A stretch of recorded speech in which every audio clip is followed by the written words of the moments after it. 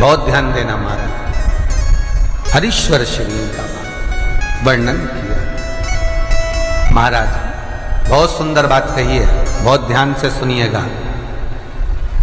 शक्ति शिवलिंग के ऊपर जो जलाधारी लगती है, शक्ति शिवलिंग के ऊपर जो जलाधारी लगती है, वो 5 मिनट, 10 मिनट, आधा घंटा रखकर 24 घंटे के लिए हटा सकते हो। शक्ति शिवलिंग के ऊपर जो जलाधारी लगती है वो 15-20 मिनट रखकर, आधा घंटा रखकर आप हटा सकते हो। पर हरीश्वर शिवलिंग के ऊपर भगवान विष्णु के हस्त कमल पर जो शिवलिंग का निर्माण आपको अभी वर्णन किया, अगर वो शिवलिंग है तो उस पर जलाधारी अगर लगी है तो कम से कम 5 घंटा, 8 घंटा तो जलाधारी को रखना पड़ेगा ही। बहुत ध्यान दीजिए महाराज। शंकर जी की प्राण प्रतिष्ठा करते समय, शंकर जी की स्थापना करते समय, शंकर जी को प्राण प्रतिष्ठित करते समय एक एक चीज का ध्यान करना पड़ता है कि हमें कैसा शिवलिंग रखना है, कौन सा शिवलिंग रखना है, कैसे स्थापना करना है, किस भाव का होना चाहिए। शंकर के मंदिर में शंकर जी विराजे हैं तो गणेश जी, कार्तिकेय और पार्वती की मुद्रा कैसी होना चाहिए, गणेश जी कौन सी सूंड का होना चाहिए।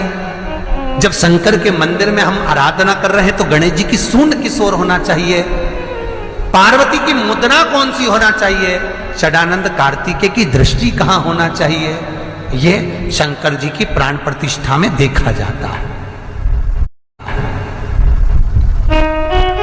केवल मूर्ति वाले ने बाजार में मूर्ति बनाकर भेज दी और तुम गए, हमें शंकर जी का परिवार दे दो, हमारे मंदिर है छोटा सा, में वहां प्रतिष्ठा करना है। तुम बाजार में गए और शंकर जी का परिवार लेकर आ गए, शंकर जी लिया, कार्तिकेय लिया, पार्वती जी लिया, गणेश जी लिया और स्थापना करवा दी पंडित जी से। और बाद में बोली हमको थोड़ी कष्ट हो रहा है, हमको थोड़ी तकलीफ हो रही है, कहीं ये हम जब से लाए इससे तो नहीं हो रही, कहीं इससे तो नहीं। नहीं, गलती तुम्हारी है। तुम तो बस गई और लेकर आ गई। यहां तक शिव महापुराण की कथा कहती है कि तुम्हारे घर की मूर्ति जितनी पुरानी होती है उतना सुख देती है। आपको पहले भी कथा में कहा, दिया और मूर्त पुरानी होगी चलेगी।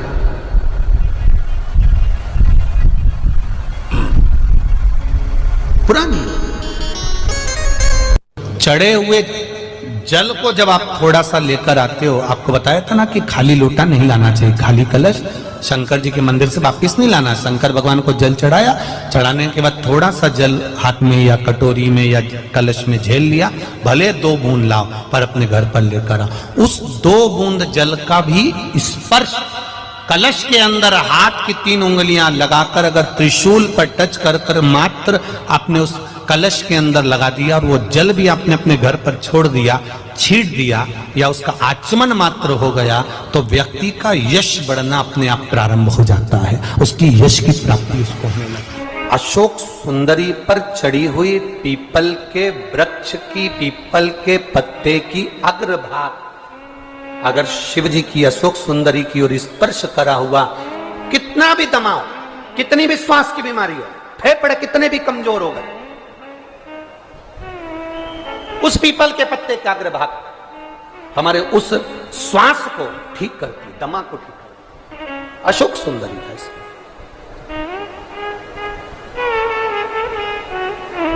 बेलपत्री। अब ब्राह्मण ने पूछा कि तुमने मुझे प्राप्त कैसे करा, का बता दिया ऐसा ऐसा व्रत है, उसको करो। 17वें व्रत में इसका उद्यापन कर दो। उद्यापन होगा वही प्रदोष काल में, शाम के समय, ठीक है।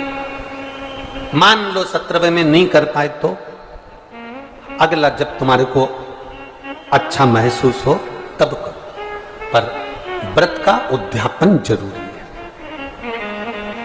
ठीक है। ब्राह्मण ने सुना, एक पराये गांव में वो व्रत करता करता पहुंच गया। वहां के राजा की लड़की की शादी हो रही थी, राजा ने स्वयंवर रचा था, एक हथनी के सूंड में माला दे दी थी। ये हथनी जिसके गले में माला पहनाएगी, विवाह उसी के साथ बेटी का होगा। वो हथनी कौन थी? हथनी कौन थी?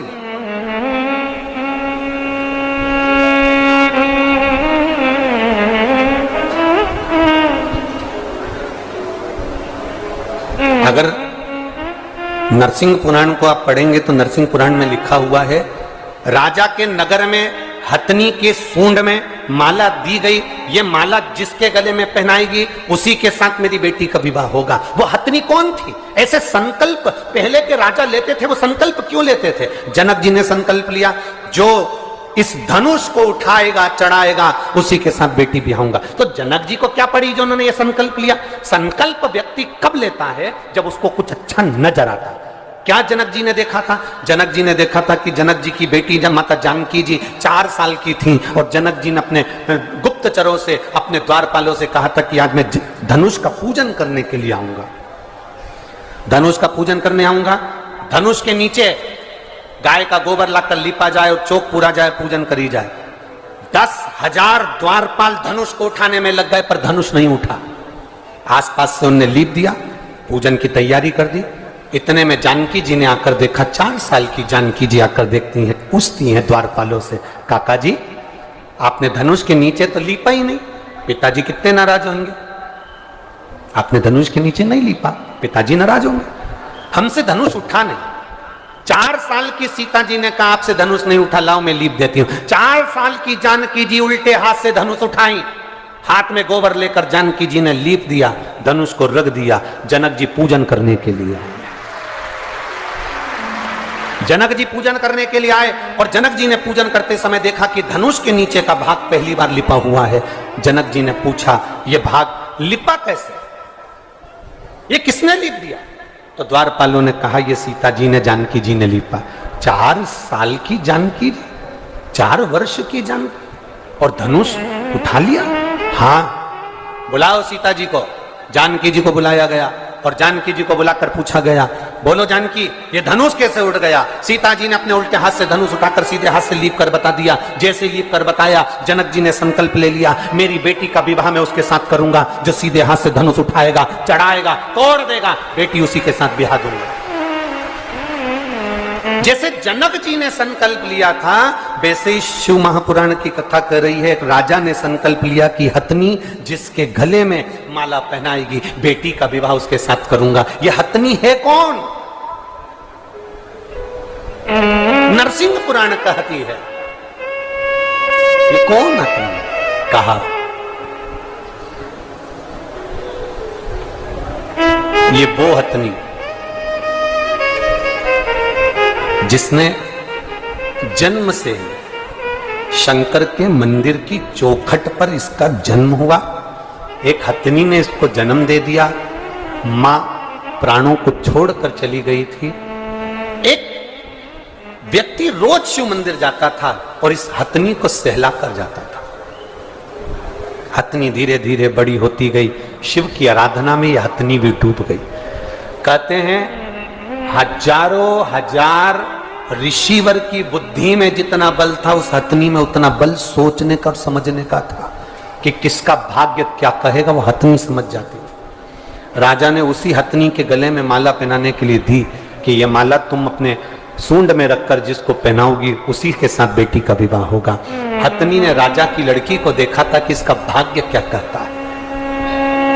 ब्राह्मण के गले में, जो मित्र थे कार्तिकेय जी के, उनके गले में माला पहना दी गई।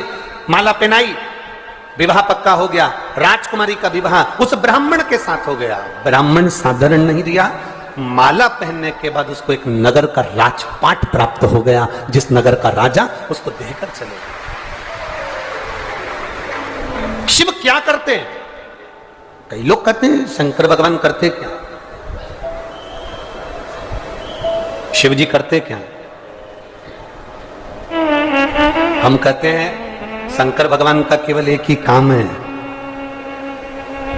जो लिखा विधाता ने तुम्हारी किस्मत में, जो दुख विधाता ने लिखा, शिव जी का एक काम है। तुम जब शंकर भगवान के शिवलिंग पर जल चढ़ाते हो तो शिवलिंग पर जो चंदन लगा रहता है वो जल चढ़ाने से धुल जाता है। जब तुम शिव जी पे जल चढ़ाते हो तो चंदन धुलता है, श्रृंगार धुलता है। उसी तरह शंकर जी पे जल चढ़ाते समय वो जल तुम्हारे भी दुख को धो देता है, दुख को धो। रोज रोज किसी के यहां जाओगे ना तो तुम्हारी इज्जत घट जाती है। घटती है कि बढ़ती है? बोलो बोलो, जम के बोलो जरा। घटती है। रोज रोज किसी के दरवाजे पर जाओगे तो इज्जत घटेगी, पर रोज रोज महादेव के दरवाजे पर जाओगे तो इज्जत बढ़ेगी।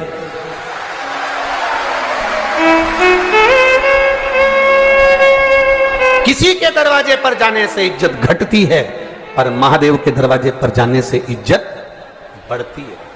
बढ़ती है इज्जत। अभी तक तुम जाके देखना, तुम ऐसी रोड पर घूमते रहो, रोज शंकर जी के मंदिर जाना चालू कर दो तो पहले तो लोग कहेंगे आओ आवारा है नंबर 1 का, बेकार है तो छोरा, बहुत अवल्ला है ये, तो बहुत बेकार है ये, तो छोरे को बेचारे को जो देखो वो एक ही बात की, ये तो अवल्ला है, ये तो ऐसा है, ये तो वैसा है। और वही छोरा जब रोज शंकर जी के मंदिर जाए और शंकर जी का श्रृंगार करे, शिव जी पे जल चढ़ाए, त्रिपुंड लगा के जब मंदिर से आए तो धीरे धीरे लोगों का कहने का तरीका बदल जाएगा। भैया ये तो रोज मंदिर जाता है, शंकर जी का भगत है, नंबर 1 का भगत।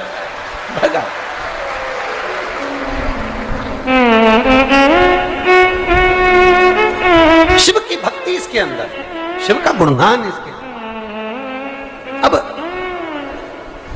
शादी हो गई, राजकुमारी आ गई, राजकुमारी